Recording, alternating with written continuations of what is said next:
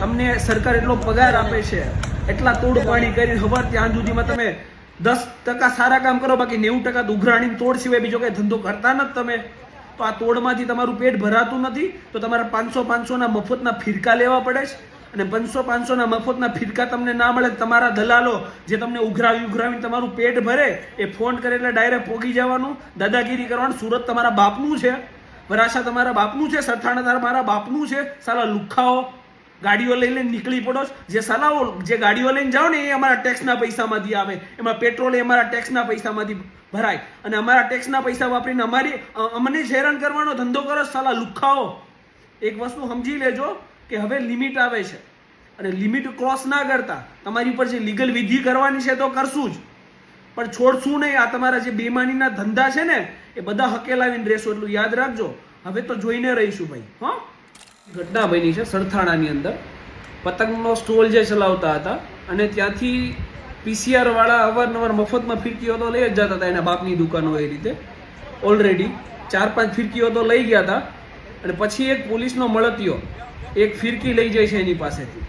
જે ફિરકી ખરાબ નીકળે છે તો પેલા ભાઈને બધો સ્ટોક 14 તારીખે ઉત્તરાયણના દિવસે પૂરો થઈ ગયો હોય, એટલે એ બિચારા એની ઘરની ફિરકી આપી દે છે. એમ છતાં એ પોલીસનો મળતિયો એમ કહે છે કે તું બહુ દાદાગીરી કરે છે, અને ફોન કરે એટલે પોલીસનો મળતિયો ફોન કરે એટલે કંટ્રોલ રૂમની કોઈ જરૂરત નથી. સરથાણા પોલીસ સ્ટેશનના 3-4 લુખા, હું લુખા જ કહીએ, પોલીસવાળા ના કહેવાય, એને લુખા કહેવાય.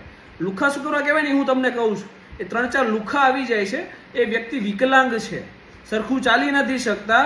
એમની સાથે અને એમના જે કામદાર હોય એમની સાથે મારામારી કરે છે, પોલીસ સ્ટેશન લઈ જાય છે, પોલીસ સ્ટેશનમાં એમને મારે છે, પોલીસ સ્ટેશનમાં એમને દારૂ પીવડાવવાની કોશિશ કરે છે, એમની ઉપર પ્રોહિબિશનના ખોટા કેસ કરે છે, પ્રોહિબિશનમાં મારે છે, અને એવી ધમકી મારે છે કે તારી પાસે વિડીયો છે ને તો તારે જે ઉખાડવું હોય ઉખાડી લેજે. અરે લુખાઓ, તમારે જો ફિરકી લેવાની તેવડ ના હોય ને તો 500 રૂપિયા મજૂરી કરવા મારે ઓફિસે આવતા રહો, ત્યાંથી હું તમને પગાર આપીશ અને ત્યાંથી તમે પછી ફિરકી લો. સાલાઓ જો તેવડ નથી તો પછી પોલીસની નોકરી મૂકી દો, પટ્ટા ઉતાર દો, વર્દીઓ ઉતાર દો. તમારી જરૂર નથી પોલીસ ખાતામાં. સાલાઓ સેવા કરવા માટે તમે નોકરી લીધી છે, અને નોકરું ના થતું હોય તો નોકરું મૂકી દો. સામાન્ય જનતાઓને હેરાન કરવાનો તમે ઠેકો લઈને રાખ્યો છે. સાલાઓ સેવા તો કરી નથી શકતા. અને જે વ્યક્તિ પોતાના પ્રાઇવેટ પ્લોટની અંદર જે ઉત્તરાયણનો સ્ટોલ બનાવે છે, ત્યાંથી મફતમાં ફિરકાની ઉઘરાણીઓ કરો છો, અને પછી લુખાગીરી અને દાદાગીરી બતાવો છો, તમારી જાતને સમજો છો શું? અને પછી પાછા તમે એવું કહો છો કે મેહુલ બોગરા પોલીસનું નેગેટિવ ચલાવે છે. તમે પોઝિટિવિટી વાળું કામ શું કરો છો?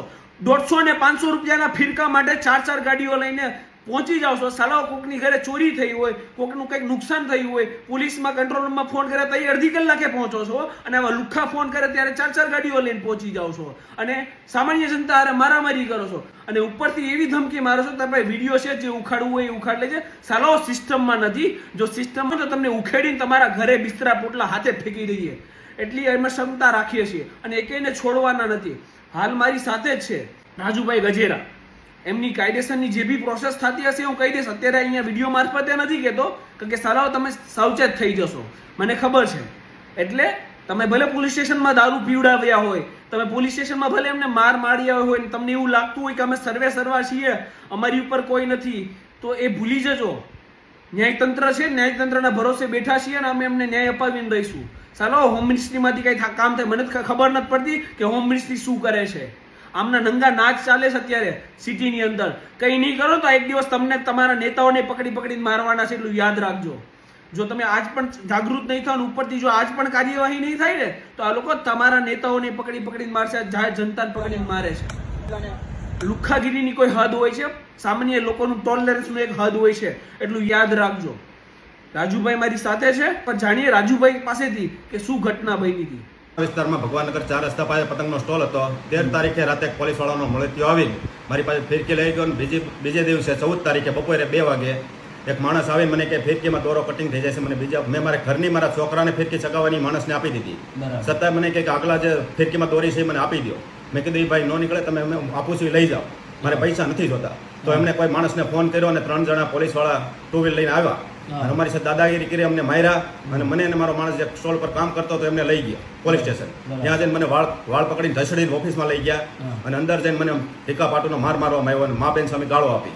મારા માણસને પણ 4 જણા થઈને બહુ માર્યો છે. બરાબર અને વિડીયો એમ કીધું જે પણ વિડીયો હોય તારે વાયરલ કરી દેવાનો, અમે કોઈથી બીતા નથી. બરાબર આવી ઘટના બની. ઓકે. અને તમારે વિકલાંગતા છે ને? હા, હું અપંગ છું, છતાં મને અહીંયા રોડ જાહેરમાં જ માર્યો હતો. બરાબર છે. અને તમારી પાસેથી ફીરકાઓ લઈ જાય છે અવારનવાર હા, મફતમાં? 7-8 ફિરકા લઈ ગયા. રાતે PCR વાળા આવ્યા હતા, હા. બધા કોઈ ફિરકા લઈ ગયા છે બધા. ઓકે. અને કોઈ પાસે પૈસા કોઈ આપ્યા નથી. ઓકે.